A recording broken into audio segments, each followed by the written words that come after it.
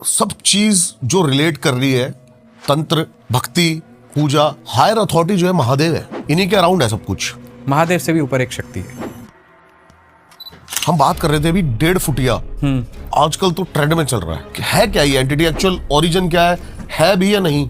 1.5 फुटिया actually पाताल की entity है। होती है, बिल्कुल होती है। और ये सिर्फ साल में सावन के टाइम पे आपको पृथ्वी पर मिलती है। कुछ स्पेशल मंत्र होते हैं, शिव मंत्रों से ही रोका जाता है, नहीं तो इसे रोकना असंभव है। आपने इसे इंटरनेशनल लेवल पे बोला तो ये इंटरनेशनल लेवल पे जाके कहीं पर भी कुछ भी काम कर सकती है। इसकी ये ताकत होती है। यहाँ तक कि एक पूरा राजवंश को भी सम्मोहन करने की ताकत रखता है। मैंने रावण संहिता पढ़ी हुई है।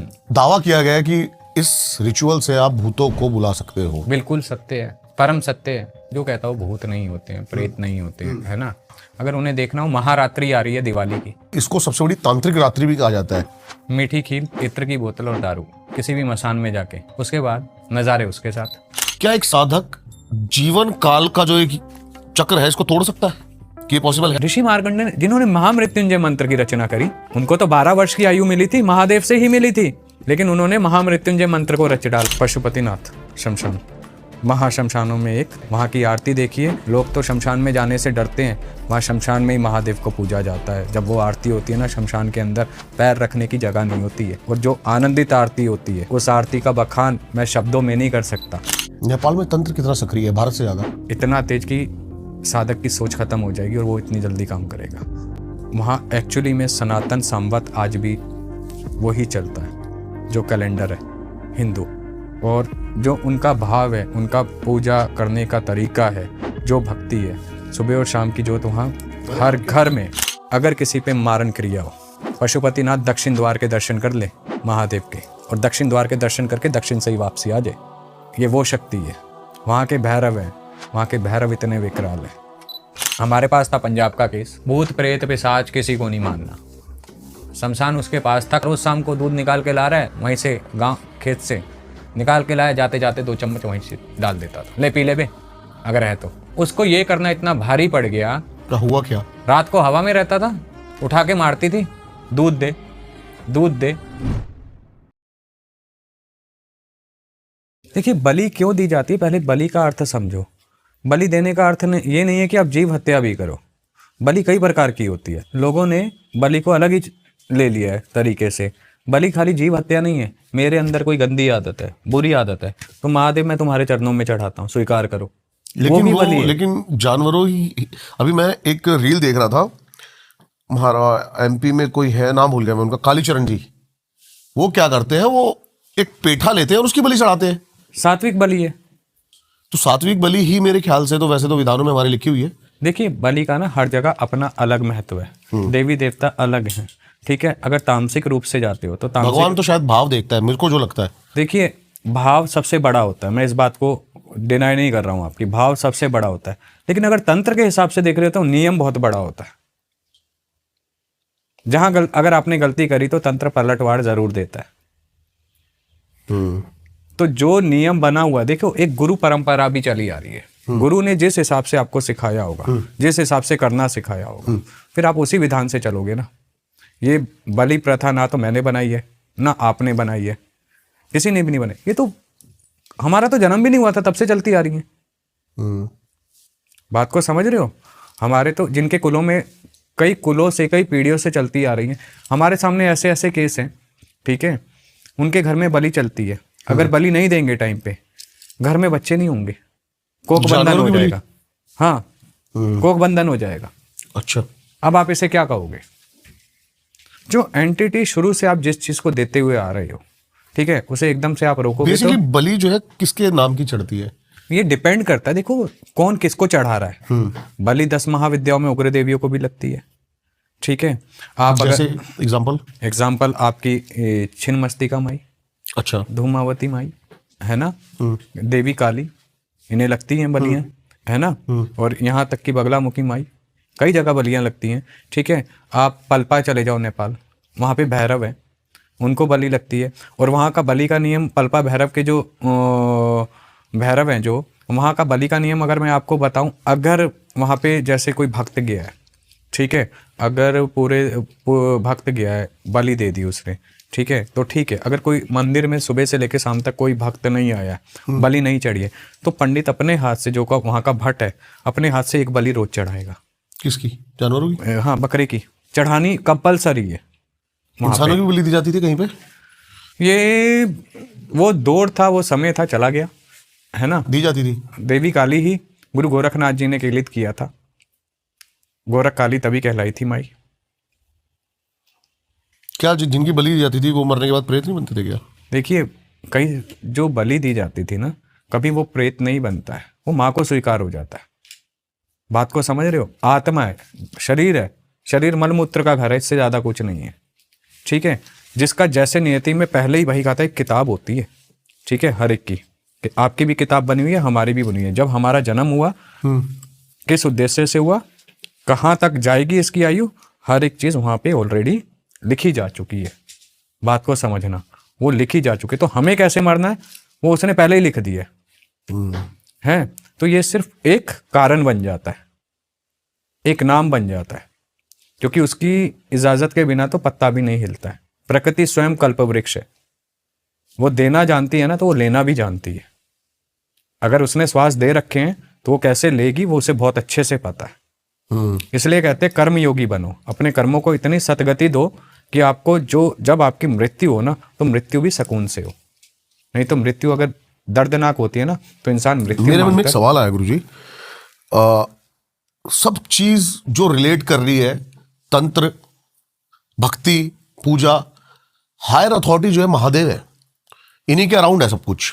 महादेव से भी ऊपर एक शक्ति है। अच्छा, महादेव से भी ऊपर परा आदि शक्ति जगदम्बा, जगदम्बा लोक के नाम से जाना जाता है।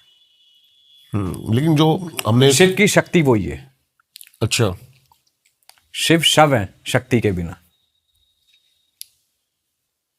क्या कॉन्सेप्ट क्या है, बताओ इसके बारे में थोड़ा सा। परा आदि शक्ति निराकार रूप थी, एकदम निराकार रूप थी वो। ठीक है, तो महादेव संपूर्ण निराकार, वो भी भगवती जगदम्बा लोक। उन्होंने क्या हुआ, जब सृष्टि की रचना की बात आई, ब्रह्मदेव को उत्पन्न किया, विष्णु भगवान को उत्पन्न हुए, है ना। महादेव ने अपना शारीरिक रूप लिया महादेव, ठीक है। नहीं तो शिव यानी निराकार। शिवलिंग का अर्थ क्या है? शिव लिंग, लिंग यानी निराकार, ठीक है। शक्ति जगदम्बा, उन्होंने देवी सती से पहले भी उनके कई जन्म हुए थे। ओके, हाँ, जो महादेव नरमुंड लगाते हैं 108, हाँ ठीक है, ठीक है, वो उन्हीं के सारे जन्म है। वो उन्हीं के सारे जन्म है, ठीक है। हर एक के पीछे ना कोई उद्देश्य होता है। माता सती आई, माता सती ने महादेव को पाया, लेकिन दक्ष प्रजापति के अपमान के बाद माता सती ने अपना देह त्यागा, लोग ऐसा मानते हैं।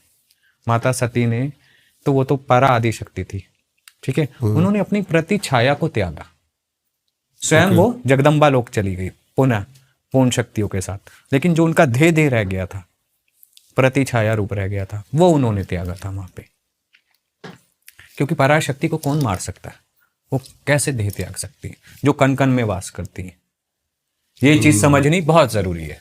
लोगों को लगता है कि सती माता ने देह त्याग दिया। सती माता के प्रतिरूप ने, उनके शरीर ने देह त्यागा। वो जो शक्ति का ऊर्जा स्रोत था, पिंड था, वो तो स्वयं पुनः चला गया अपने जगदम्बा लोक, शक्ति लोक। फिर आकाशवाणी हुई कि मैं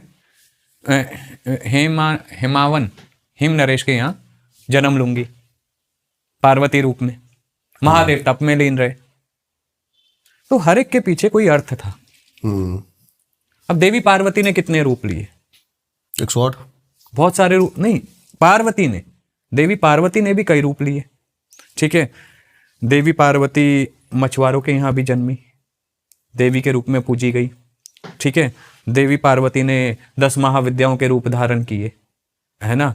काली, छिन्नमस्तिका, तारा, भुवनेश्वरी, देवी ने रूप धरे ना। हर एक के समय हर एक लीला इन्होंने रचाई। और शक्ति ऐसी है कि जब शक्ति चलती है ना, जब शक्ति आती है, तो स्वयं जो देव हैं वो भी उनकी गुणगान और आरती में लीन हो जाते हैं। शक्ति वो शक्ति है। शक्ति को सिर्फ शांत कौन कर सकता है? जो उन्हें प्रेम करना जानता हो, जो ममता में तत्व को पहचानता हो, क्योंकि वो माँ का रूप है। शक्ति जो है माँ का रूप है। इसका उदाहरण मैं बहुत अच्छा दे देता हूँ। जब देवी काली बहुत उग्र थी, ठीक है, बहुत उग्र थी और वो राक्षसों के संहार के लिए पड़ी हुई थी पीछे, जब शांत नहीं हो रही थी तो महादेव ने स्वयं बटुक भैरव का रूप लिया था। जब बटुक भैरव का रूप लिया तो माँ का जो गुस्सा था वो भी शांत हो गया था। एक मनाने का तरीका होता है ना देवी को, एक जुड़ने का भाव होता है, वो आना बहुत जरूरी है। तंत्र में भी साधक दो प्रकार के पाए जाते हैं माँ से जुड़ने वाले शाक्त संप्रदाय में। एक साधक, एक वीर साधक। वीर साधक तो लुप्त हो गए हैं, साधक साधक रह गए हैं। साधक भी क्या है? साधक का अर्थ क्या है? साधक का अर्थ होता है स्वयं को साधना। आज कितने साध रहे हैं स्वयं को? सोचने वाली बात तो ये ना, अगर हम स्वयं को साध लेते हैं, स्वयं को साध लिया हमने, ठीक है, तो हमें किस चीज की आवश्यकता है? जिसे माँ मिल गई उसे किसी चीज की जरूरत है, जिसे शिव मिल गए उसे किसी चीज की जरूरत है। लेकिन भ्रम और सत्य के बीच में बहुत अंतर होता है। लोग भ्रम को सत्य मान के स्वीकार कर लेते हैं।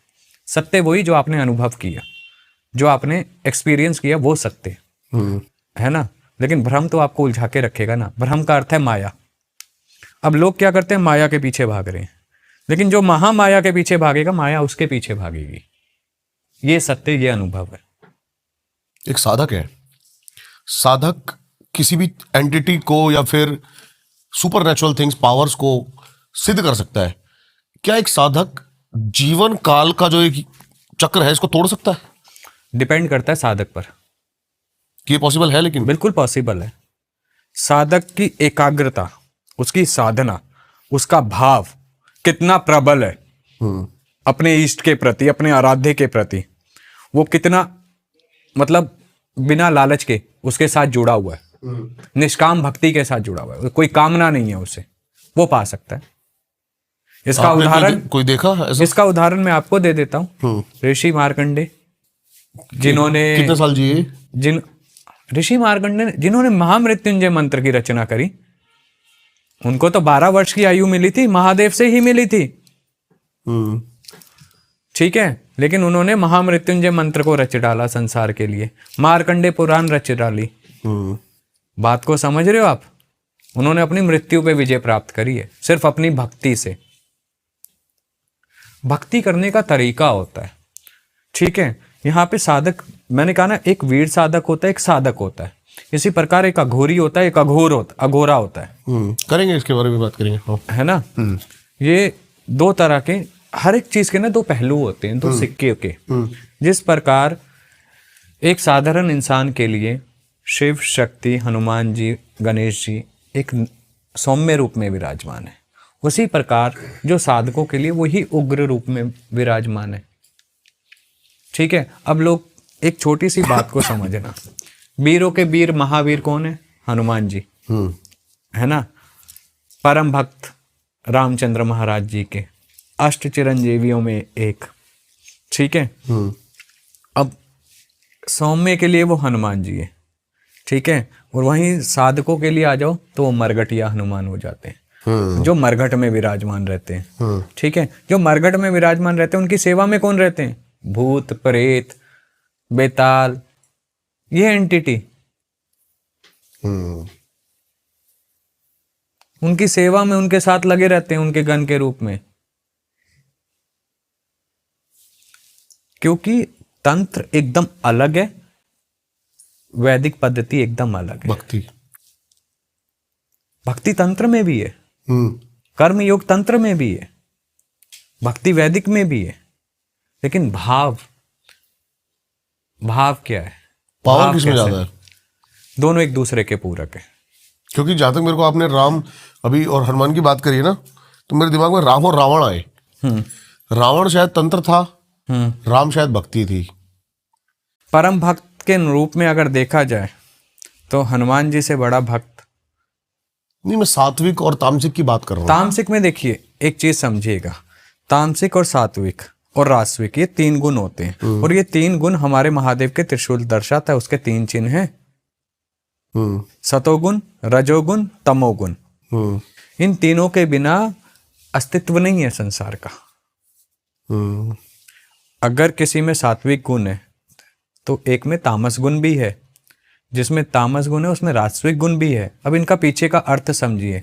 सात्विक गुण वाला अपनी दिनचर्या करता रहता है, है ना। सुबह उठेगा, उदाहरण के तौर पे हिरन घास चरेगा, खेलने चला जाएगा, कूदता रहेगा जंगल में।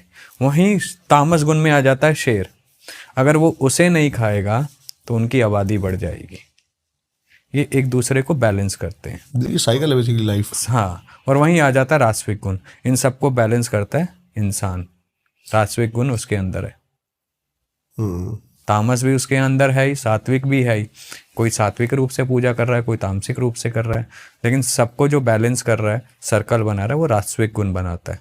राजसिक यानी जो राज कर रहा हो। तो मनुष्य किसी ना किसी चीज़ पे राज ही कर रहा है। आज चांद तक पहुंच गए हैं, है ना, कई चीज़ें खोज कर ली है, तो ये राजसिक गुण ही तो है, राजगुण है कि हम वहाँ तक पहुँच पाए, नहीं तो कहाँ संभव था। इस चीज़ को समझिए, जो राज करना सिखाए वो राजसिक गुण, ठीक है। जो शक्ति प्रदान करे, जो विजय दिलाए शत्रुओं पे, वो तामसिक गुण। और जो सौम्य से जीवन जीना सिखाए, सरलता से, वो सात्विक गुण। ये तीनों गुणों को समझना बहुत ज़रूरी है। अगर कोई साधना लाइन में है, साधक है, तो इन तीनों गुणों के साथ साथ उसे पंच तत्वों को समझना बहुत ज़रूरी है।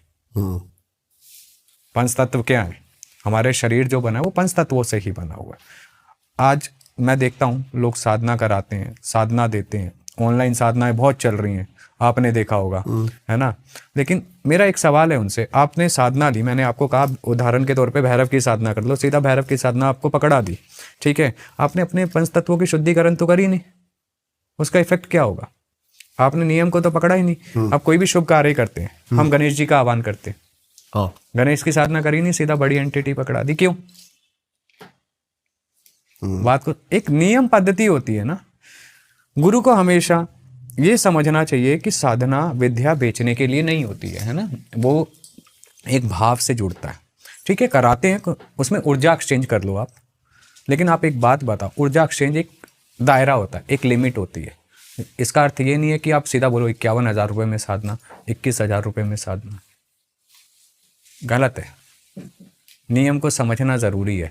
तंत्र को देखिए, महादेव ने जब माता पार्वती के साथ तंत्र का संवाद हुआ, ठीक है, तो उसे अगम निगम शास्त्र का नाम दिया गया, ठीक है। जब अगम निगम शास्त्र का नाम दिया गया तो महादेव ने साफ बोला था, हे देवी, ये तंत्र इतना गोपनीय है जितना किसी मनुष्य स्त्री का गोपनीय अंग, तो इसे कुपात्र के हाथ में मत दे, पात्र के हाथ में दे, ठीक है। आज क्या हो रहा है, तंत्र को तो ऐसे बांट दिया गया है जैसे समझो भंडारा चल रहा हो कहीं पर किसी चीज़ का। नियम कहाँ रह गए? जो सदाशिव ने नियम बनाए थे, कितने नियम टूट गए। आप कहाँ तंत्र को ले जा रहे हो?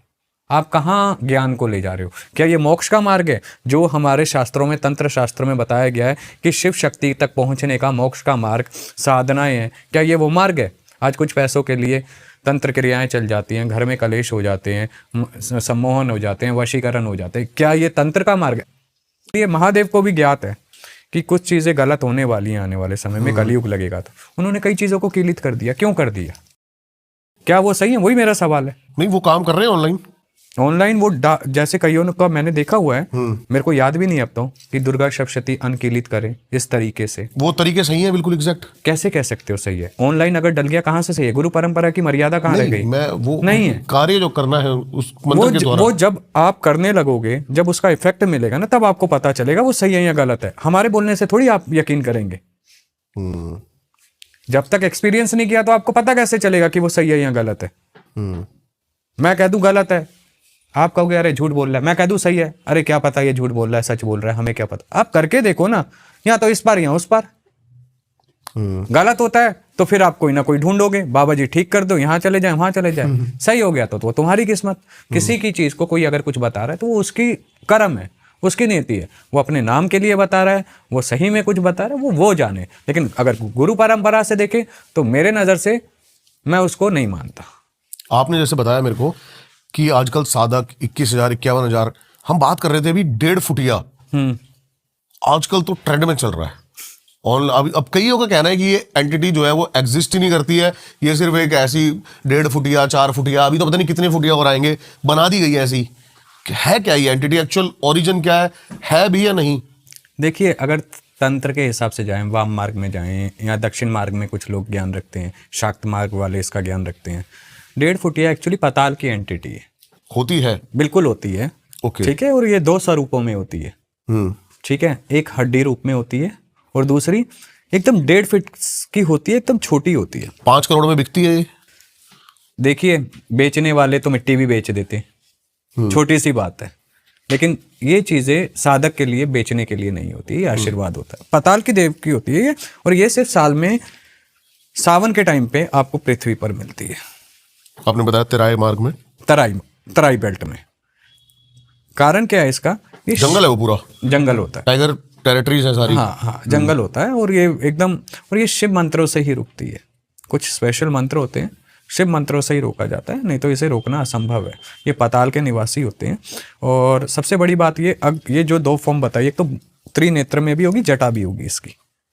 अच्छा, ठीक है, होती छोटी सी है। हाँ, और एक हड्डी के रूप में भी होती है। ठीक है, और ये 2 तरह से सक्षम होती है अपनी ताकत में, एक नेशनल लेवल में और एक इंटरनेशनल लेवल में। बताना इसके बारे में थोड़ा सा। नेशनल लेवल में मतलब आपने कोई हिंदुस्तान में कोई इसे काम करने को बोला तो ये पूरे हिंदुस्तान में कहीं पर भी जाके कुछ भी काम कर सकती है।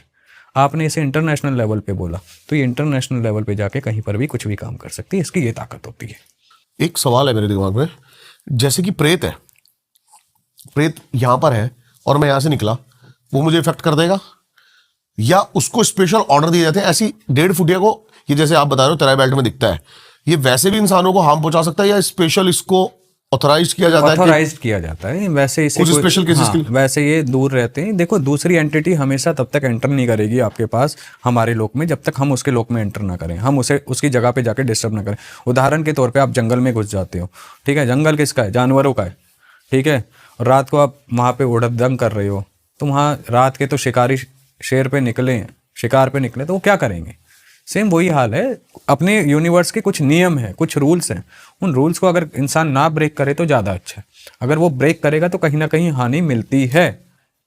तो 1.5 फुटिया को स्पेशली जो कार्य दिया जाता है वो करता है। किसके थ्रू दिया जाता है? तांत्रिक इसको सिद्ध करते हैं या फिर कोई और पावरफुल चीजें हैं? नहीं, इसे जो साधक लोग होते हैं, हाँ, ठीक है, साधक किसी भी पंथ का हो सकता है, किसी भी क्रिया का, किसी भी मार्ग का हो सकता है, वो इसे इसे रोकते हैं, मनाते हैं, वचनों में बांधते हैं, फिर इससे काम लेते हैं। कितने साल लग जाते हैं इसको सिद्ध करने में? क्या इसे सिद्ध कभी नहीं किया जाता है, मैंने वही समझाया। ये पाताल का देव, पाताल में रहता है, पाताल का गण है। ये सिर्फ सावन के टाइम पे बाहर दिखता है, ठीक है, ये सावन के टाइम पे बाहर दिखता है और ये शिव मंत्रों से रोका जाता है। रोका जाता है? हाँ, कि वापसी पाताल में एंट्री ना करे। अच्छा, हाँ, फिर इसे बात की जाती है, मनाया जाता है, इसे भोग वचनों पे लिया जाता है, ठीक है। क्या वचन होते हो? वो वचन होते हैं कि आप हमारे लिए काम करोगे, सही, जो अच्छा साधक है वो कहेगा सही काम कराऊंगा, गलत में नहीं चलाऊंगा, है ना। वचनों पे इसे मना के रोका जाता है, इसे भोग पे मनाया जाता है, फिर वो अपने तरीके से काम होता है। इसी तरह की एक एंटिटी होती है लिलीपुट। लिलीपुट? हाँ, ये नया कुछ आया, क्या है क्या ये भी तराई बेल्ट पहाड़ों में साउथ में काफी इसकी मान्यता है। 1.5 फुट ऐसी होती है? उससे भी छोटा होता है ये। अच्छा, हाँ, ये जोड़े में रहता है। ये भी पताल से आता है? नहीं, ये जंगलों का ही होता है, लेकिन दूसरी एंटिटी होती है, दूसरे जीव होता है ये, है ना। ये जोड़े में रहता है, जोड़े में चलता है, इसे लिलीपुट के नाम से जानते हैं। इसे अमावस की रात को जगाया जाता है। हाँ, इसका मंत्रों से आह्वान होता है, चीजें होती हैं, इसको बुलाया जाता है। वो बताओ इंटरेस्टिंग सा प्रोसेस, क्या होता क्या है वहां पर? जैसे कोई तांत्रिक बैठा है, जैसे हम मूवीज में देखते हैं कि यहाँ पर खोपड़ी रखी हुई है, ये एक्चुअली यही सब होता है? ऐसे कुछ होता है? देखो, हर एक क्रिया में ना, ये नहीं है कि हर क्रिया में मुंड को रखा जाए, ये जरूरी नहीं है। कई क्रियाओं में यंत्र भी बनाए जाते हैं, दिशा का भी बंधन किया जाता है, ठीक है। वो मुंड किस लिए रखा गया है, कौन सी साधना के लिए रखा गया है, ये निर्भर करता है साधक पे, ठीक है। वो किस तरह मना के बैठा हुआ है, उसे किस रूप में मना के बैठा हुआ है। कई मुंड पे देवी को स्थान देते हैं, कई प्रेत को बिठा देते हैं, ठीक है, कई शिव को स्थान दे देते हैं। तो ये निर्भर करता है कि साधक ने किसको उस पे किसका स्थान दे रखा है। ये हर एक को नहीं पता है कि हमें किसको। उदाहरण के तौर पे मैं महादेव को मानता हूँ, नरसिंह देव को मानता हूँ, है ना। मैं अब इनमें से कौन सा रूप बिठाना चाहूँ, मेरी इच्छा है। अघोर नरसिंह, अघोर है एकदम, है ना। नरसिंह के भी 9 मुख्य रूप हो। तो तंत्र में हर एक चीज बदल जाती है, उनका वो बदल जाता है। लिलीपुट के बारे में बताओ, और क्या कैसे काम करता है? लिलीपुट देखिए, लिलीपुट जोड़े में चलता है, पहली बात तो ये समझिए, जोड़ा होता है वो, ठीक है। और लिलीपुट जो होता है वो मोस्टली संभोग में लीन रहता है। अपने जोड़े के साथ ही किसी और के अपने साथ? जोड़े के साथ। जब उसे काम कराना होता है तो उसे वहां से अलग किया जाता है कि काम कर, तब वो काम करता है। क्या क्या काम कराए जाते हैं इससे, उसी तरीके के? कुछ भी काम कराया जा सकता है, काम जो उसकी क्षमता और उसके दायरे में आता होगा, ठीक है ना। कुछ जो भी काम जो उसकी क्षमता और दायरे में हम मारण देते क्रिया, हैं, वशीकरण वगैरह हो गया, घर में कलेश करवाना हो गया, ये सब चीज़ें वो बहुत आसानी से कर देता है। 1.5 फुटिया किस किस काम के लिए स्पेशली रखा जाता है इसको? ऐसे मोस्टली चीज़ों को इधर से उधर करने में रखा जाता है, लोग मोस्टली इसलिए रखते हैं इसको, ठीक है। या कुछ बड़ा काम कोई लेना हो कभी, तब रखा जाता है ये। इसमें 1.5 फुटिये में यहाँ तक कि एक पूरा राजवंश को भी सम्मोहन करने की ताकत रखता है। मतलब आप एक सभा लगा दो, वो पूरे को सभा को ही सम्मोहित करने की ताकत रखता है, वो इतनी बड़ी एंटिटी है, ठीक है। साधक लोग, देखिए मैं तो एक ही बात कहूँगा, साधक जो लोग होते हैं, समझदार साधक है ना, तो वो इसे कभी बताएगा मेरे पास है, या कभी जिक्र करेगा, वो चुपचाप उसकी सेवा करेगा, काम लेगा। जय श्री राम। अब जो आपने सुना इतने में बिक गया, उतने में बिक गया, बेचने वाले तो आजकल मिट्टी भी बेच रहे हैं, क्या कर सकते हैं। जो चीज़ पूजनी है, देखिए वो दूसरे लोग की है, ठीक है, दूसरे लोग की, वो ऊपर आई है, वो शिव के भक्तों में माने जाते हैं। ये 1.5 फुटिया, हाँ, पाताल में रहते हैं, शिव भक्त के रूप में जाने जाते हैं। ये तभी शिव मंत्रों से रुकते, नहीं तो ये रुकते नहीं है। इन्हें रोकने का सिर्फ एक ही मार्ग है, वो है शिव। यक्षिणियों तक पहुंचने का भी एक ही मार्ग है, वो है शिव। ये साधक पे बैकफायर करती है कभी कि ये साधक कोई मार दे? डिपेंड करता है, साधक अगर परिपक्व नहीं है, कुछ नहीं है, तो बैकफायर। देखो, आप दूसरे उनके लोक में एंट्री कर रहे हो या वो आपके लोक में, आपने छेड़ने की उंगली करी, यहाँ तो गली में कुत्ता बैठा हुआ, उसकी पूंछ पे गलती से पैर आ जाए, वो भी काट लेता है, ये तो फिर भी दूसरे लोग की है ना। तो ये चीज़ें समझनी बहुत ज़रूरी है, नियम दायरे क्या होते हैं, ये चीज़ें बहुत ज़रूरी होती है इंसान को समझ। आजकल मैं देख रहा हूँ ट्रेंड चल गया है, वो तंत्र कर रहा है तो मैं भी तंत्र में जाऊँगा, है ना। मेरे को भी साधना करनी है, मेरे को भी ये करना है, मेरे को भी वो करना। तंत्र ये 1-2 दिन का खेल थोड़ी है, ये कई मेरा पूर्व जन्म की कुछ साधनाएं अधूरी थी, तो मेरे को इस जन्म में धक्का मार के पहुंचा दिया गया ना। आज लोग 2 साधना करते हैं, फिर 6 महीने गायब हो जाएंगे, 1 साल गायब आ जाएंगे, फिर आएंगे, साधना करनी है। वो साधक कैसा, जो अपने आप को काबू में ना रख सका, अपने आसन को ना संभाल पाया, वो साधक कैसा। समझ रहे हो, ये तो पूर्व जन्म की प्यास होती है, अंदर भरी रहती है कि हमें साधना करनी है, हमें आगे बढ़ना है। हमने 15 साल दिए हैं इस मार्ग में, 15 साल में हमने जो गुरु ने आदेश किया वो किया। आजकल सबको चाहिए हैरी पॉटर जैसे गुरुजी, छड़ी घुमाए तो काम हो जाए, चमत्कार हो जाए। गुरुजी आपके पास पैरानॉर्मल केसेस आते हैं, कुछ बताओ कैसे पैरानॉर्मल केसेस लाते हैं, और ऐसा केस जरूर बताना जो आपको बड़ा डिफिकल्ट लगा और लगाओ कि आपके ऊपर ही भारी पड़ गया। नहीं, भगवती की कृपा से हम पे भारी तो नहीं पड़ा, लेकिन अभी रिसेंटली हमने एक अलवर में केस किया था, ठीक है ना। जो केस किया था, किसी के शरीर पे अघोर का अंश आता था। अघोर जो तांत्रिक होते हैं, जो क्रियाओं में लिप्त होते हैं, है ना, वो अघोरी किसी के शरीर पे आता था। अच्छा। और सबसे बड़ी बात ये देखो, वो जब आता था, आप मंत्र पढ़ो, वो साथ में मंत्र पढ़ेगा, आप हनुमान चालीसा पढ़ो, वो साथ में हनुमान चालीसा पढ़ेगा। उन्होंने आसपास कई गांव में कई भगत को कई जगह दिखाया, यहाँ तक कि उन्होंने यहाँ तक भी बताया हमें कि किसी पे एक एंटिटी अच्छी आती थी, मैं नाम नहीं लेना चाहूँगा, उसे तक को उसने मारा। अघोर की जो आत्मा थी, हाँ, उसने मतलब मारा। अघोर का प्रेत कह सकते हैं। हाँ, वो अगर किसी को दिखाने गया, कि जैसे किसी पे कोई एंटिटी आती है, दिखाने गया, तो उसने उसकी रेल बना दी। गालियां देता था क्या, कि तेरे से जो उखड़ता उखाड़ ले, ठीक है। तो ऐसा वो कह रहा है कि मैं अपनी कॉपी भर दूंगा, इतनी जगह दिखा लिया था, कॉपी भर दूंगा, इतनी जगह दिखा लिया था। किसी आदमी पे आता था। हाँ, उसकी ताकत में भी कुछ अलग हो जाती, आवाज में भी अलग हो जाती है। और वो बात ऐसे नहीं करेगा जैसे हम कर रहे हैं, गालियां तो ऐसे देगा जैसे फूल बरसा रहा हो, ठीक है। तो हम बैठे जब सामने, तो मैंने कहा अपनी पहचान बता।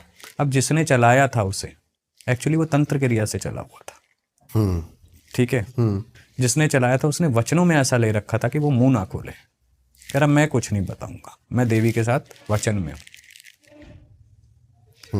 और ये जो एंटिटी होती है, आज मैं आपसे झूठ बोलूँ, आप मेरे से भूल लें, मैं आपको वचन दे जाऊं, आप मेरे को दे जाओ, वचन है तोड़ दो, लेकिन तंत्र के क्षेत्र में वचन ही सब कुछ है, सब कुछ है, प्राण है वचन। मैंने सुना था, आपकी एक बात छोटी सी काटना चाहूँ, कि आजकल जो तांत्रिक होते हैं और ये ब्लैक मैजिक या जो प्रेत करते हैं, ये वचन भी इस तरीके से ले लेते हैं ताकि कर्मास इनके ऊपर ना आए, जो जिसके लिए कर रहे हैं उन्हीं के ऊपर जाए उनके कर्मास भी, ऐसा होता है? इस पे एक स्टोरी बताता हूँ मैं आपको, पहले वो ख़त्म कर लेता हूँ। ठीक है ना। तो जब हम सामने बैठे, भैया हमने कहा देख भाई हमें पहचानता है तो बोला हाँ जानता हूँ। मैंने कहा कहाँ विराजमान हूँ मैं, तुम मेरे लिए आदरणीय हो और मैं आपको प्रणाम करता हूँ, क्योंकि आपने तो अपनी साधनाओं में कितना समय दे दिया, आपको तो वचन दे के चलाया गया है, इसमें आपकी गलती थोड़ी है। आपको, वो तो खुद कहता था मेरे को तो मेरे गुरु ने वचन पे चलाया हुआ है। ठीक है। मैंने कहा आप तो वचन पे चले हो, आप जब खुद से नहीं आए हो। मैंने कहा उसके लिए आप क्या पीड़ा सह रहे हो, क्या कर रहे हो, वो अब मैं अनुभूत कर सकता हूँ। हमने इस तरह से वार्तालाप शुरू करी तो वो थोड़ा डाउन हुआ, नहीं तो वो डाउन किसी के आगे नहीं होता। और भगवती की, महादेव की, नरसिंह देव की इतनी कृपा है कि आज तक हमें किसी ने गाली नहीं बकी प्रेत ने सामने से। नहीं तो वो गाली जब बकते हैं ना तो रेल बना देते हैं, अबे तेरे को भी देख लूँगा, तेरे से जो उखड़ता उखाड़ लियो। ठीक है। तो जब हम बैठे, बात हुई, फिर हमारे उसने, हमने कहा तू जाएगा, कह रहा मैं नहीं जाऊँगा। मैंने कहा जाएगा तो तू, मैंने कहा या तो प्यार से जाएगा या दूसरे तरीके से जाएगा, जाना कैसे वो तेरी इच्छा है। कह रहा मैं मर जाऊँगा लेकिन मैं जाऊँगा नहीं। मैंने कहा मर के क्या करेगा? मैंने कहा किसी काम, समाज की सेवा में लग, जहाँ से आया वहाँ चला जा। तेरे को अगर जोत बत्ती चाहिए, तेरे को तेरा भोग चाहिए, वो मैं दिलवा दूंगा इसके हाथ से, तू जाने वाला बन। तो वो कह रहा मैं ऐसे नहीं जाऊंगा, मैं तेरे को रास्ता दूंगा, मेरे को कैसे निकाल सकता है? तो कह रहा पहले देवी के वचन तोड़वा। देवी के वचन तोड़वाए, उससे बुलवाया। अब ये जो क्या प्रोसेस था इसका, मतलब देवी के वचन तोड़वाना? देवी के वचन, देवी को हमने याद किया, सिमरा, है ना। देवी से फिर जो चर्चा हुई, देवी से चर्चा करने के बाद कि देवी अब वचन, फिर उसकी देवी से बात करवाई। देवी ने कुछ मेडिटेशन के थ्रू होता है ये या फिर प्रैक्टिकली होता है? एक मूवी भी चलती है कई बार। कैसे? जैसे आप थिएटर में बैठे हो, मूवी चल रही है, सब दिखता है, कहाँ से क्या शुरू हुआ, कहाँ खत्म हुआ। इसके लिए कौन सी साधना करनी पड़ती है? इसके लिए तो गुरु के अंडर बैठ के जो गुरु आदेश करे वो करो। ठीक है ना, जिसे कहते हैं थर्ड आई एक्टिवेशन। जब आपका थर्ड आई एक्टिवेशन हो जाता है, ठीक है, तो आप दूसरे लोक में बहुत जल्दी एंट्री कर जाते हो, कुछ सेकंडों में। उसे कहते हैं दिव्य दृष्टि। दिव्य दृष्टि जो त्राटक के माध्यम से भी संभव है, जो ध्यान के माध्यम से भी संभव है, जो मंत्र उच्चारण से भी संभव है, जो कुछ मुद्राओं के साथ भी संभव है। ये डिपेंड करता है गुरु पे कि आपको वो किस मार्ग से आगे बढ़ाता है। स्टोरी पे आते हैं। हाँ, तो फिर जब हमने लिया उसे, उसने रास्ता बताया। पहले का देख मेरे साथ कौन है, भैरव उसके साथ चलते थे, भैरव की शरण में था भगवान। ठीक है, देवी की शरण में वो था। आप उससे लड़ सकते हो जिसके पास कोई सपोर्ट नहीं है। जिसके पास सुप्रीम सपोर्ट है, आप उससे कहाँ लड़ोगे? है ना। तो हमारी बात हुई, उसने रास्ता दिया, प्रेम से दिया। 4.5 घंटे, 5.5 घंटे का हवन था। उस हवन में उसे उतार के हमने निकाला, और मसान जो चलाया था, मसान से भी वचन तोड़वाए। आज वही लड़का है। ठीक है, भगवती की कृपा, करने वाले हम नहीं है ना, हमारी औकात है। ये परम सत्य है, किसी की भी इतनी औकात नहीं है इस शरीर में। जो बड़े से बड़ा साधक हो, पूछो कि वो ठीक कर दे, वो सब उसकी लीला है। वो इस लायक बनाता है अपने बच्चों को। करने वाला, कराने वाला वही है, हम निमित्त मात्र हो जाते हैं बीच में। टारगेट क्या दिया गया था जो उनके ऊपर छोड़ा गया? उसको क्या करना क्या था? उनका कुछ नहीं, करने वाले बाहर के नहीं होते हैं, सिंपल सी बात है, अपने ही होते हैं, है ना, जान पहचान के होते हैं। कुछ पुरानी रंजिशें। मारण क्रिया थी ये? मारण तो नहीं कहेंगे, लेकिन प्रताड़ित क्रिया थी कि चाहकर भी ना हटे, बुरा होता रहे। और 10 साल से भोग रहा था। हो क्या रहा था उनके साथ? घर में नुकसान, गृह क्लेश, बुद्धि धीरे धीरे कम होना, घर में कलेश रहना, पैसे बंद, बीमारियों में पैसा जाना। जब चारों दिशाएं बंद गई, चीज़ें खत्म हो गई। किसी इंसान को मारने से अच्छा अगर आप उसकी लक्ष्मी बंधन और शरीर का बंधन कर दोगे ना, शरीर पे चोट देना शुरू कर दोगे, वो इंसान वैसे ही मर जाता है। लेकिन ऐसा करना क्यों? करने वाले को ये सोचना चाहिए कर्म का फल तो मुड़ के आता है। इसी पे बात कर रहे थे हम, क्या आप कुछ बता भी रहे थे। मैं कह रहा था वचन आजकल ऐसे बांध देते हैं तांत्रिक कि वो कर्म उनके ऊपर नहीं आता, जो करवाते हैं उन्हीं के ऊपर आता है। ऐसा नहीं है, वचन ऐसा नहीं है, भुगतना पड़ता है, क्योंकि स्वयं भगवान इंद्रदेव भी नहीं बचे थे कर्म के फल से। कर्म का फल सबको भोगना पड़ता है। अगर आपने कुछ किया है, गलत किया है, तो वो रिवर्स इस बर्थ में नहीं तो अगले बर्थ में रिवर्स जरूर मारेगा जरूर।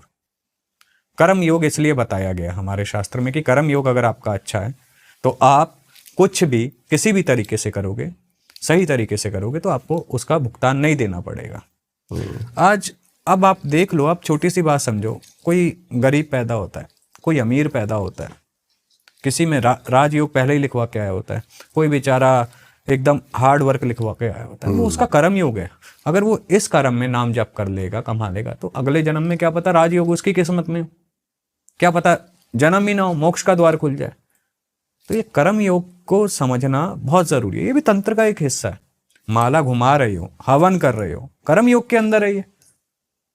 तो ये चीजें बहुत जरूरी है समझना। लोग एक्चुअली भाग रहे हैं, वो ये कर रहा है, वो ये कर रहा है, ये रास्ता नहीं है। रास्ता ये है कि हम एक्चुअली में कर रहे हैं तो उसका बेनिफिट क्या है। लोग कहते हैं खाली हाथ आए हैं, खाली हाथ जाएंगे। अरे भैया, आप अपना भविष्य लेके आए हो, कर्म लेके जाओगे, कर्म फल तो साथ जाएगा ही ना। उसके बाद आपको भुगतान देना पड़ेगा। गरुड़ पुराण में 50 चीजें लिखी हैं, कहाँ से लिखी हैं? ऐसे ही थोड़ी लिखी हैं। हमारे पुराण शास्त्र ऐसे ही थोड़ी बन गए हैं। उसका भी कोई अर्थ है, बिना उद्देश्य के तो कोई चीज़ आई नहीं है। हर एक का अपना लॉ है। कंट्री लॉ अलग होता है, पुलिस का लॉ अलग है, मिलिट्री का लॉ अलग है, ठीक है, डॉक्टर्स लॉ अलग है। इसी प्रकार यूनिवर्स का भी अपना लॉ है। गरुड़ पुराण से एक बात ध्यान में आई मेरे, और कंफ्यूज भी हो गया मैं, जैसे आपने गरुड़ पुराण बोला। अब मरने के बाद कर्म जो है बंदे के, वो यहीं पे उसको प्रेत बनाते हैं, मुक्ति नहीं मिलती है। लेकिन गरुड़ पुराण में बताया गया कि यम, जो कि यम के दूत आते हैं, उसको लेके जाते हैं, फिर उसको 3 दिन बाद छोड़ के जाते हैं, फिर उसको 13वीं के बाद वो लेके आते हैं और उसको उनके कर्मों की सजा दी जाती है। तो इन दोनों में से कौन सी थ्योरी, मतलब जो अपनी पूर्ण मौत मरा है, पूर्ण जीवन जी के मरा है, वो जाएगा यमलोक। जो एक्सीडेंटल, अचानक अकाल मृत्यु बन गया, जब तक उसकी मृत्यु पूरी नहीं होती है, उसकी वो घड़ी अवधि पूरी नहीं होती है, वो भटकेगा। और गलती से किसी तांत्रिक के हाथ में लग गया तो वो आगे का आगे चलता रहेगा, बढ़ता रहेगा वचनों में, फिर काम करेगा।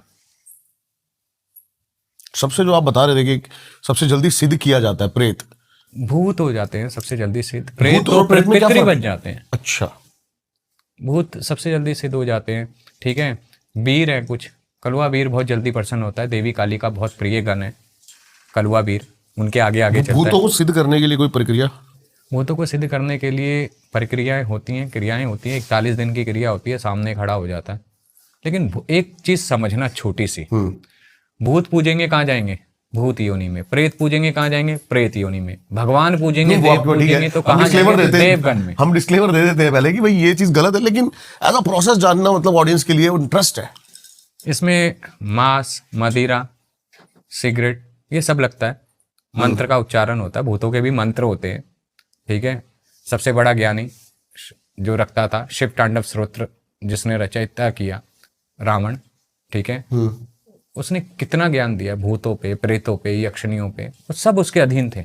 मैंने रावण संहिता पढ़ी हुई है और उसमें बहुत, मतलब दावा किया गया है कि इस रिचुअल से आप भूतों को बुला सकते हो। बिल्कुल सत्य है, परम सत्य है।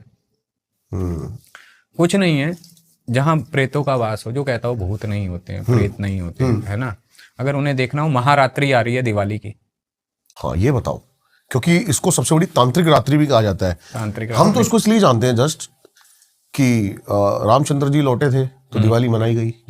लेकिन आपने बताया कि काली चौदस की रात होती है। हाँ। इसमें आने से पहले आप ये बताओ कि जो आप बता रहे हो कि जिसको, जो नहीं मानता, जिसको देखने हो, मीठी खीर, इत्र की बोतल और दारू, देसी किसी भी मसान में जाके फैला दे, शमशान में, हाँ, फैला दे। उसके बाद नज़ारे उसके साथ। क्या होगा? वो कुछ तो एग्जाम्पल। वो तो करने वाले पे निर्भर करता है वो क्या प्राप्त करेगा। ये ना करे ना चैलेंज करे उस दुनिया को तो ज़्यादा अच्छा है। अगर भगवान जिंदा आ है जाएगा सर?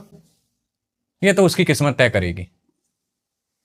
अगर भगवान है ठीक है तो भूत भी है, तो खैर हनुमान देवी चालीसा है में साक्षात लिखा हुआ है। तो गण भी हैं। हर एक चीज है। आप एक बात बताओ, लोग कहते हैं हमें चमत्कार देखना है। बचपन की फोटो उठाओ, राज की उठाओ, प्रकृति का इससे बड़ा चमत्कार क्या होगा? आपका चेहरा ही बदल जाता है, आपके हाव भाव बदल जाते हैं, आपके अंदर की जो ऊर्जा है वो बदल जाती है। इससे ज्यादा प्रकृति का चमत्कार क्या देखोगे?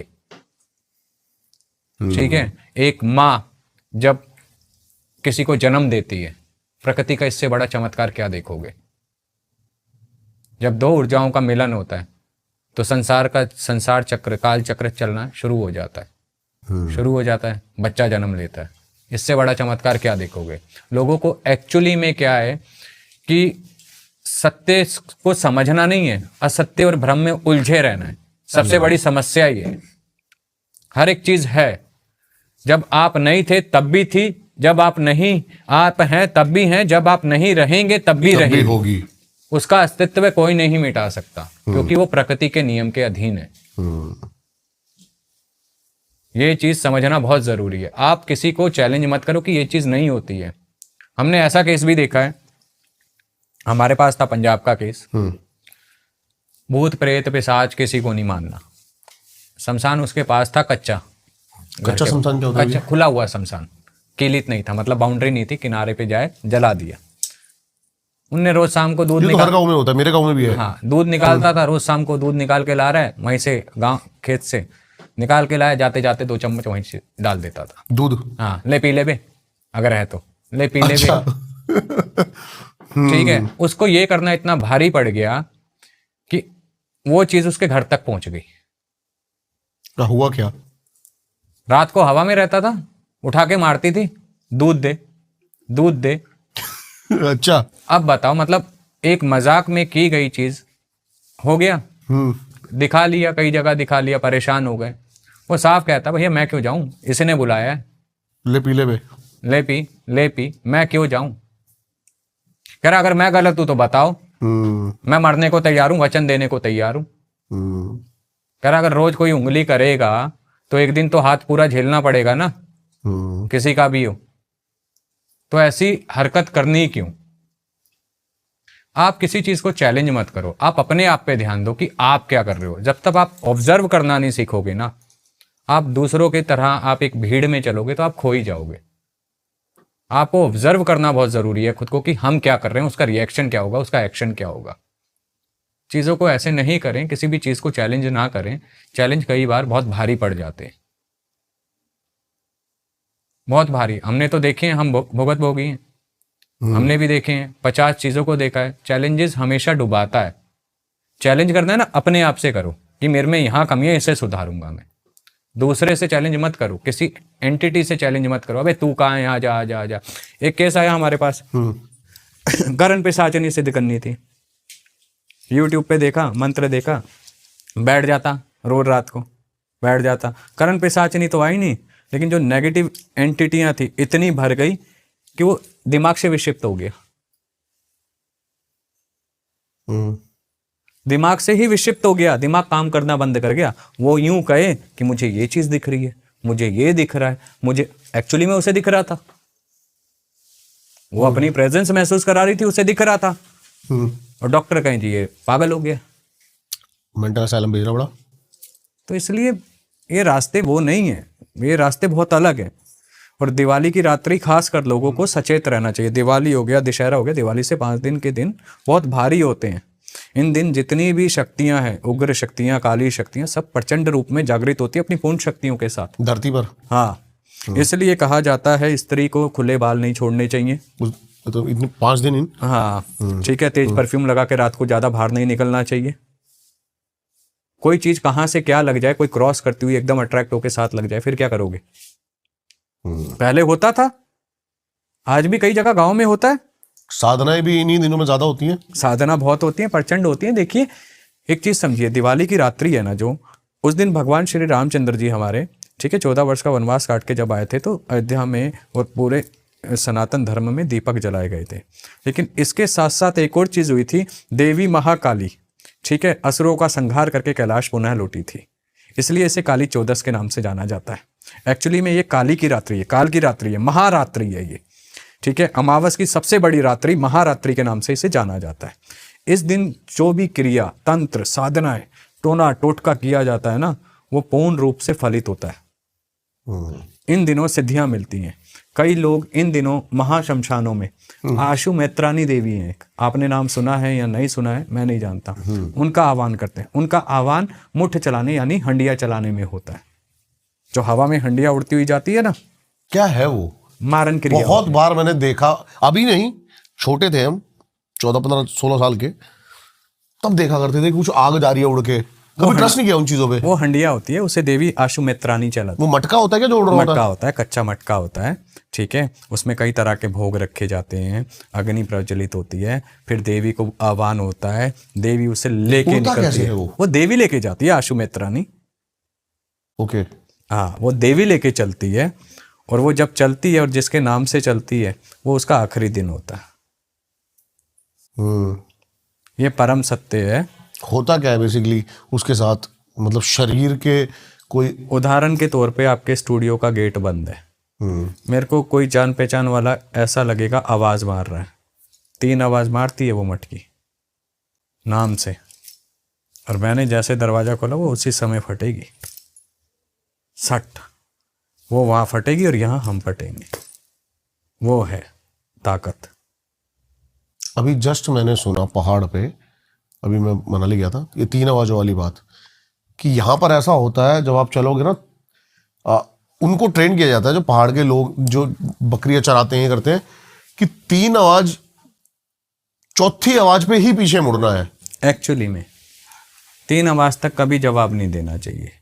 आप अगर सुनसान रोड में जा रहे हो, गांव में जा रहे हो, 3 आवाज तक कभी भी मुड़ के नहीं देखना चाहिए। पीछे से अगर आवाज पड़े कभी भी नहीं देखना चाहिए, ये परम सत्य है। गांव में आज भी 3 आवाज कोई मारेगा तो कोई पलट के नहीं देखेगा, चौथी आवाज पे देखेगा।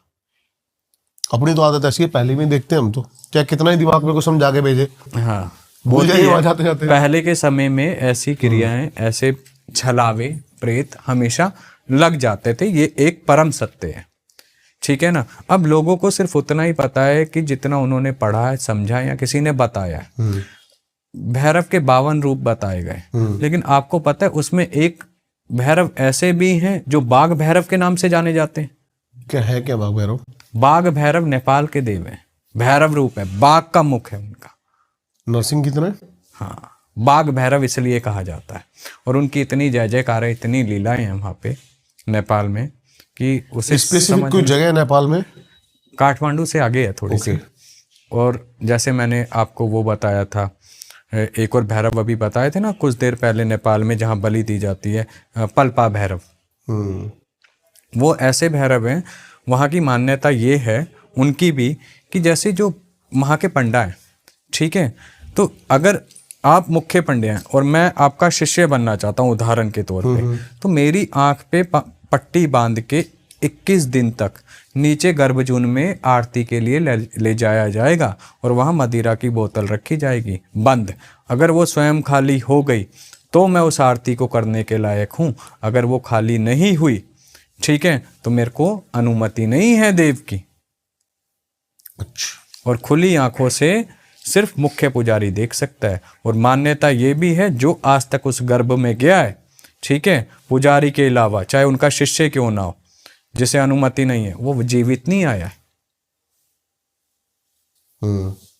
ये हैं वो शक्ति, पलपा भैरव, बाघ भैरव, वो जो संहार करने में पीछे नहीं हटते हैं, ठीक है। छितांग माँ हम लोग यहाँ छिन्नमस्तिका के नाम से जानते हैं, लेकिन वहाँ जागृत रूप में नेपाल में छितांग के रूप में पूजी जाती हैं। नेपाल में तंत्र कितना सक्रिय है, भारत से ज्यादा?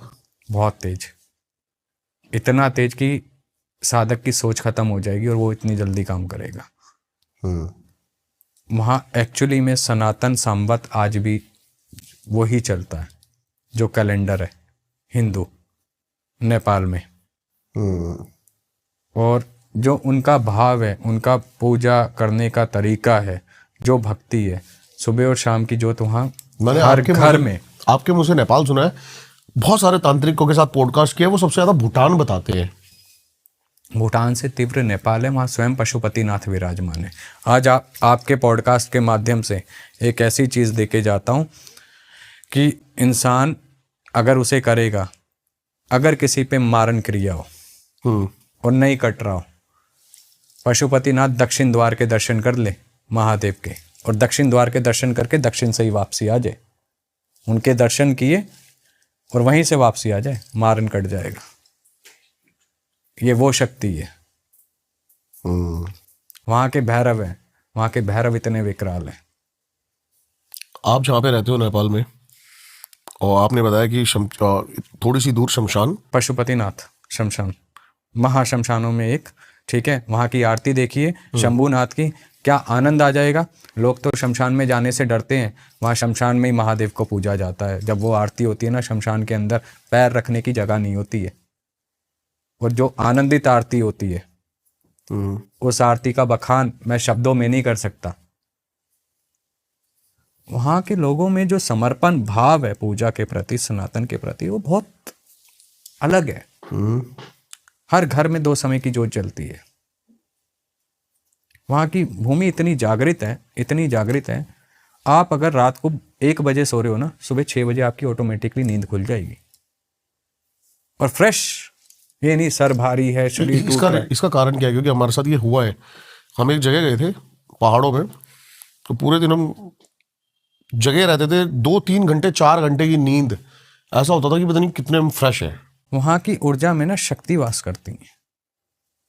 गुरु गोरखनाथ जी की तपोभूमि है, मृगस्थली, उनके हाथ का वहाँ चेतन धुना, वो वहाँ की जो ऊर्जा है ना, वो बहुत निराली है। क्योंकि हिमालय क्षेत्र है, वो हिमालय के अंतर्गत आ जाता है नेपाल, ऊंचाई पे है, तो देवभूमि हो गई एक तरह से। आप जितनी देवभूमि, हमारे उत्तराखंड की देवभूमि देखो, हिमाचल की देवभूमि देखो, और कितने पीसफुली और कितनी जल्दी चीज़ें जागृत होती हैं। देवों की, ऋषि मुनियों की तपोभूमि रही है वो, वहाँ पे उनकी एनर्जी है। और जहाँ परम तत्व बैठे हों, सिद्ध योगेश्वर गुरु महाराज तप करते हों, बड़े ऋषि मुनि तप करते हों, उनके चरणों में कोटि कोटि नमन। वो भूमि कैसी होंगी। हम लोग अपने सनातन से खुद ही दूर हो गए, हम समझ नहीं पाए, है ना। आपका कुछ देखिए, किसी भी, मैं आज एक ऐसा उपाय देता हूँ, किसी को ना परेशान होने की जीवन में ज़रूरत नहीं पड़ेगी अगर 6 महीने कंटिन्यू नॉन स्टॉप सही से कर लिया। बताइए। एक अपने कुल को, एक अपने पितृ को गृहस्थी के लिए, और एक अपने ईष्ट को, इन 3 को अगर आपने पूज लिया ना घर में सुबह शाम, आपके घर से सारी नेगेटिविटी एनर्जी, कुल, पितृ, आराध्य, ईष्ट, आराध्य, कुल, पितृ, समझा दो आप। कुल देवी देवता चाहता हूं मैं ऑडियंस के लिए। हाँ, कुल देवी देवता वो होते हैं जो उनकी पीढ़ियों से पूजे आ रहे हैं, जो उनके वंशज, समझ गया, जिनके वंशज, पितृ उनके जो बुजुर्ग, हाँ बुजुर्ग। ईष्ट जिनके प्रति, कैसे पता लगेगा ईष्ट का? ईष्ट का पता ऐसे लगता है जिसके प्रति हृदय में सबसे ज्यादा भाव हो। मेरे तो बदलते रहते हैं, ठीक है, आपके बदलते रहते हैं, लेकिन जब आप अच्छे से एकाग्र होके, चित्त को शांत करके, क्योंकि चित्त हमारा चंचल है, चित्त चंचल है, जिस दिन इसे शांत करके जिसकी तरफ सबसे ज्यादा झुकाव होगा, ठीक है, वो आपके इष्ट है। जैसे मेरे इष्ट अर्धनारेश्वर, शिव शक्ति, मेरा झुकाव उनकी तरफ है, ठीक है, मेरे वो। तो हर एक का अपना, कोई काली को बहुत पूछता है, माँ के अलावा कुछ दिखता ही नहीं, वो उसके इष्ट है। कोई भगवान श्री रामचंद्र को बहुत पूछता है, उनके अलावा कुछ दिखता ही नहीं है उन्हें। इन तीनों को अगर हमने मना लिया, इनकी नियमित जोत बत्ती लगा ली आपने, ठीक है, मैं कह रहा हूं आपको कहीं जाने की जरूरत नहीं पड़ेगी। एक घर के एक ही मंदिर में इन तीनों को रख सकते हैं? बिल्कुल, बिल्कुल रख सकते हैं। लेकिन मैंने कहा ना, ये छोटी चीजें हम खुद ही छोड़ गए, दूर हो गए। पहले के जमाने में देखिए, एक चीज समझिएगा, जब शाम की जोत बत्ती होती थी ना, तो घर के बाहर 2 दिए लगते थे चौखट पे। क्यों लगते थे? इसका कारण पता है? ताकि लक्ष्मी का आगमन रहे, समृद्धि का आगमन रहे, श्री का आगमन रहे, पॉजिटिविटी का आगमन रहे। जहां अग्नि जलती है, नेगेटिविटी दूर हो जाती है, क्योंकि वो अग्निदेव है रक्षा के लिए आगे। आज कितने लगाते हैं घर के बाहर दिए शाम की जोत बत्ती में? 2 कलश भर के साथ लगाने। हाँ, 2 कलश छोटे छोटे भर के पानी के साथ में जल रखा जाता था। क्यों? जल जब जल होता है वो एंटिटियों की ताकत को कमजोर कर देता है। लेकिन कई पैरानॉर्मल साइंस में भी हमें सिखाया जाता है, और मैंने कईयों के मुझे भी सुना है कि जल से जो एंटिटीज होती हैं ये पावर लेती हैं। जल के पास ये और ज्यादा, जैसे जल पिशाच बहुत ज्यादा स्ट्रांग बताया जाता है। लेकिन जल को अगर आपने रखा हुआ अभिमंत्रित करके रख दी तो वो अभिमंत्रित करके, हाँ, चीज कटने लग जाती है। जल उनकी ताकत को कमजोर करता है। क्यों? प्रेतों को या आप बड़े बुजुर्गों को क्यों जल में विसर्जन दिया जाता है? वो उनकी ताकत को खत्म करता है। ओके। जल की ताकत सिर्फ एक ही की बड़ी थी, वो थे जलंधर। जलंधर क्या है ये? महादेव का उग्र अंश, जिसे महादेव ने ही समाप्त किया था। जालंधर। जालंधर।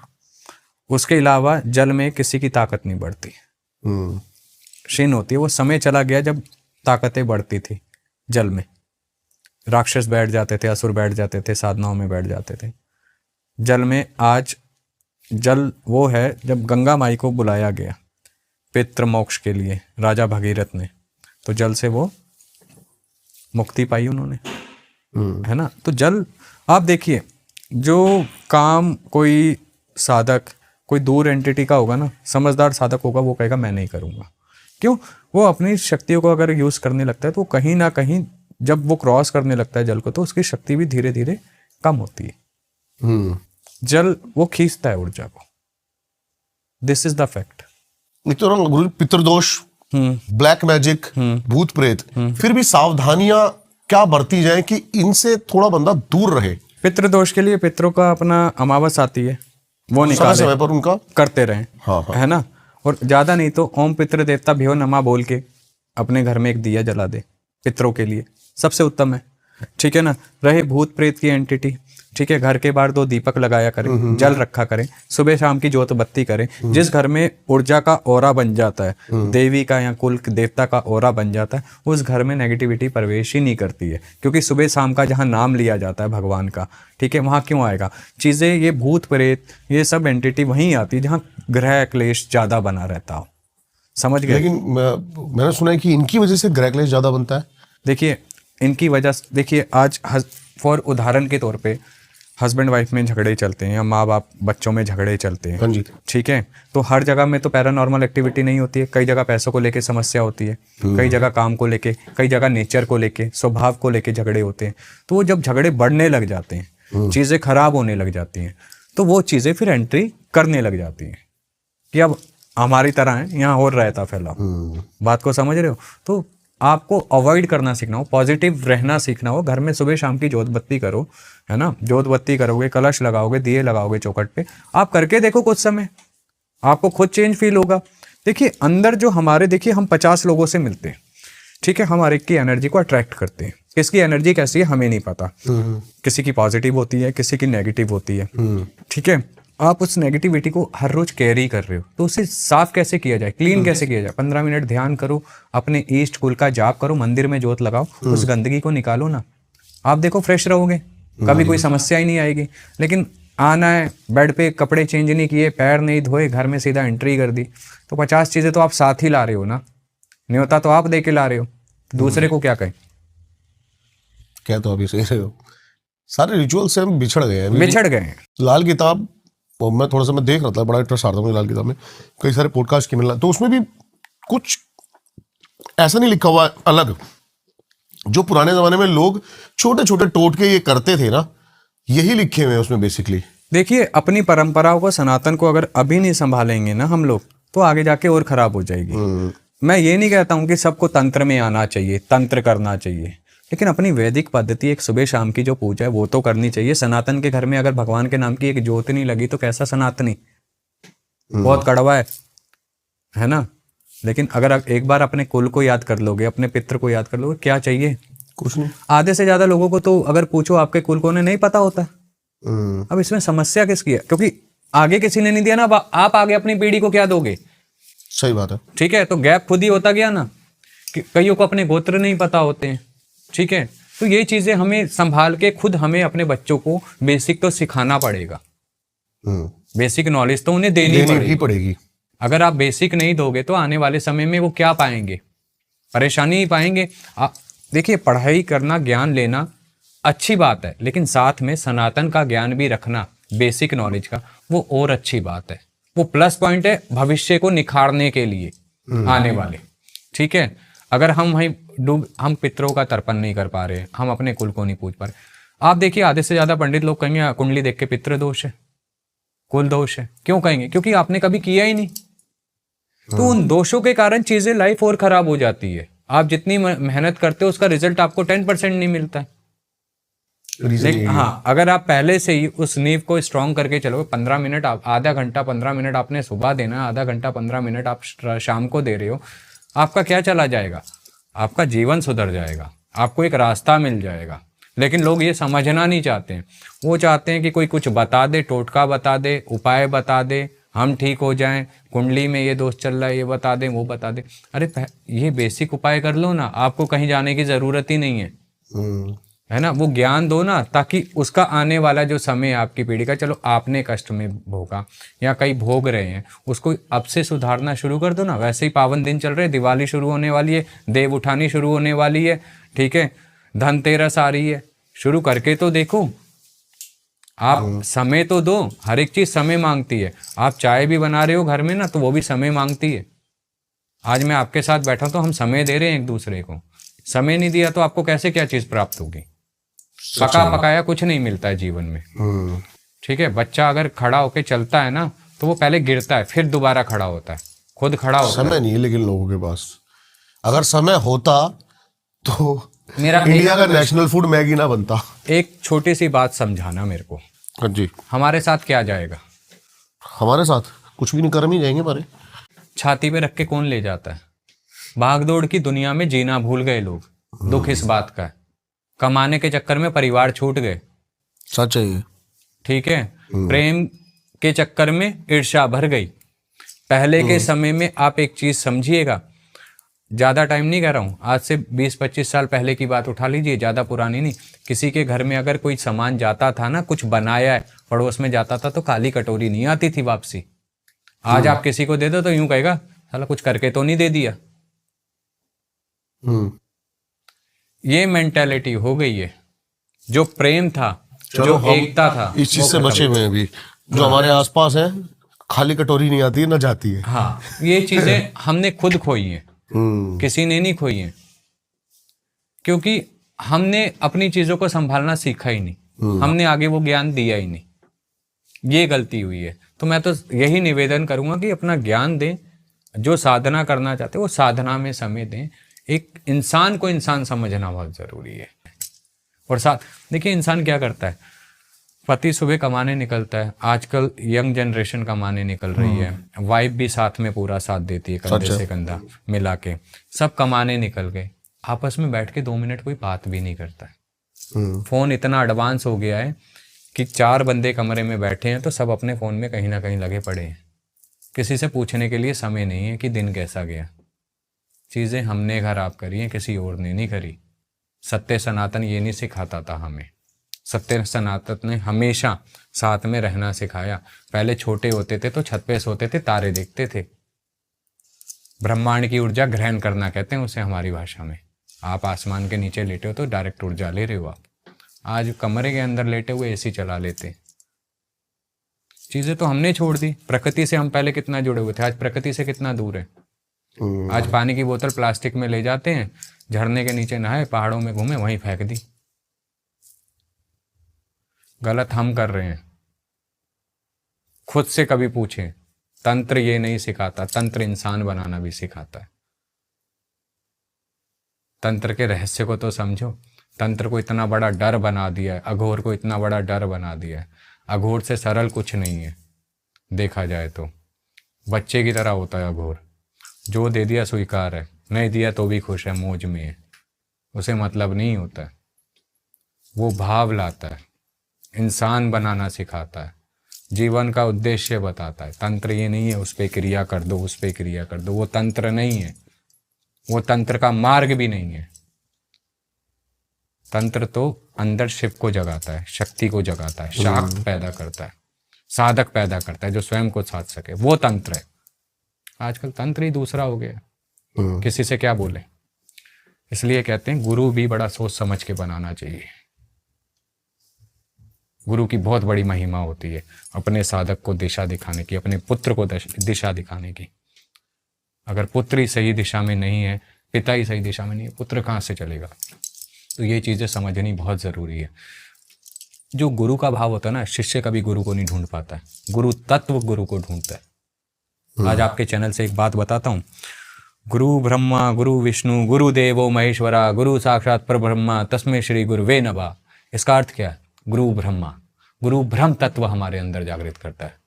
गुरु विष्णु की तरह हमें पालता है, सही दिशा देता है। गुरु देवो महेश्वरा, गुरु ही महादेव की तरह हमें असत्य पे विजय करना सिखाता है, पाप से दूर रखना सिखाता है, पाप को अपने पैरों के नीचे दबाना सिखाता है। गुरु साक्षात पर ब्रह्मा तस्मै श्री गुरुवे नमः। गुरु ही है वो जो हमारे अंदर पर ब्रह्मा तत्व को जगाता है, हमें उससे मिलाता है। इसलिए हम गुरु को नमन करते हैं, वही भगवान है, क्योंकि वो तीनों गुण को समेट के हमारे अंदर डालता है, चारों गुण को। ये है गुरु की महिमा। आज गुरु की महिमा कुछ और हो रही है। आज शिष्य चाहता है गुरु हो हैरी पॉटर जैसा, छड़ी घुमाए और कुछ आ जाए, ठीक है? ये पॉसिबल नहीं है। ये पॉसिबल, कर्म योगी बनना सीखो। गुरु देखिए, पहले के समय में आश्रम में गुरु बर्तन भी धुलवाता था, आटा भी गुंदवाता था, खाना भी पकवाता था। क्यों? इसके पीछे का रहस्य है।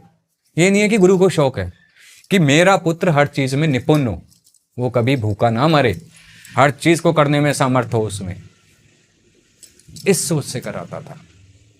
और आज चेले को बोल दो बेटा बर्तन धो दे, अबे गुरु ये क्या करवा रहा है, मैं तो कुछ और करने हैं। ये रह गया है एक्चुअली में। सच बात है।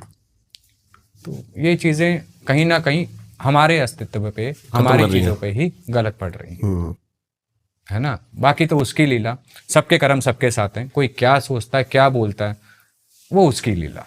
सही बात है। अपने कर्म हमें क्या करने वो हमें पता होना चाहिए, दूसरे के कर्मों का हमें क्या करना। सबको भगवान ने बराबर बुद्धि दी है। कोई रोटी को चोची नहीं बोलता है, कोई चावल को दाल नहीं बोलता है। सबको पता है चावल चावल होता है, रोटी रोटी होती है, कार कार होती है। लेकिन उस बुद्धि को वो किस तरह से उपयोग करता है, वो उस पर निर्भर करता है। सही दिशा में, गलत दिशा में रास्ते हमेशा दो होते हैं, एक शॉर्टकट होता है, एक लॉन्ग कट होता है। शरीर क्या है? मलमूत्र का ही तो घर है, इससे ज्यादा कुछ नहीं है इसमें। लेकिन आत्मा को पवित्र करना जो सीख जाता है, तो ये घर भी है ना, जो ये भी स्वच्छ हो जाता है ना। तो रास्ता स्वच्छ करने के लिए हमें स्वच्छ रास्ते पे, चाहे थोड़ा लंबा क्यों ना, वो पकड़ना चाहिए। शॉर्टकट पे हमेशा कहीं ना कहीं गड्ढा मिल जाएगा, पैर में कांटा लग जाएगा, ठोकर लग जाएगी, कोई जंगली इंसान जानवर रूपी आपको गलत दिशा और दे देगा। लोग कहते हैं बाबा जी मैं इस मंदिर गया, मेरा काम नहीं हुआ, मैं उस मंदिर गया, काम नहीं हुआ। अरे भैया, माँ बाप की सेवा कर लो, गृहस्थी हो ना, अपने कुल देवी देवताओं की सेवा कर लो, पितरों की कर लो, कहीं जाने की जरूरत नहीं पड़ेगी, वही घर मंदिर बन जाएगा। वही बात है ना, लोगों को चाहिए चमत्कार, शॉर्टकट, वो नहीं है पॉसिबल। चलो, बहुत अच्छा लगा गुरुजी बात करके आपसे, बहुत अच्छा लगा। हमें भी महादेव। एक पॉडकास्ट और लगेगा अभी मेरे को आपके साथ। ठीक है। बहुत सारे टॉपिक्स जो है वो अनछुए रह गए। ठीक है। तांत्रिक, अघोर, अघोरा, कपालिक, गुप्त नवरात्रि, 52 वीर, 56 कलवे, बहुत सारे एंटिटीज जो रह गई। कमेंट करके जरूर बताना आपका फेवरेट पार्ट क्या था। गुरुजी की सारी डिटेल्स आपको मिल जाएंगी डिस्क्रिप्शन में, जाके कर लेना फॉलो। और जिसने अब तक चैनल को सब्सक्राइब नहीं किया है, ऐसा कुछ हो सकता है कोई प्रेत ऐसा हम छोड़ें कि जिससे चैनल को सब्सक्राइब कर लें सारे। देखिए ऐसा एक चीज कहूंगा, जो आप काम कर रहे हो, ठीक है, जिस काम से आप निष्फल भाव से एक लोगों तक ज्ञान पहुंचा रहे हो, तो जिसे भूख होगी, जिसे सही रास्ते पे जाना होगा, वो सब्सक्राइब खुद ही कर लेगा। चलो जी, अब कर लेना सब्सक्राइब। लाइक करके जरूर बताएं वीडियो कैसी लगी। लाइक से हमें पता लगता है, हमें मोटिवेशन मिलता है। प्यारे प्यारे कमेंट्स करें, अपनी एनर्जी को कमेंट्स में फैलाएं। नेगेटिव है तो गालियां दें, पॉजिटिव है तो प्यार दें। मिलते हैं आपसे किसी और पॉडकास्ट में। नमस्कार।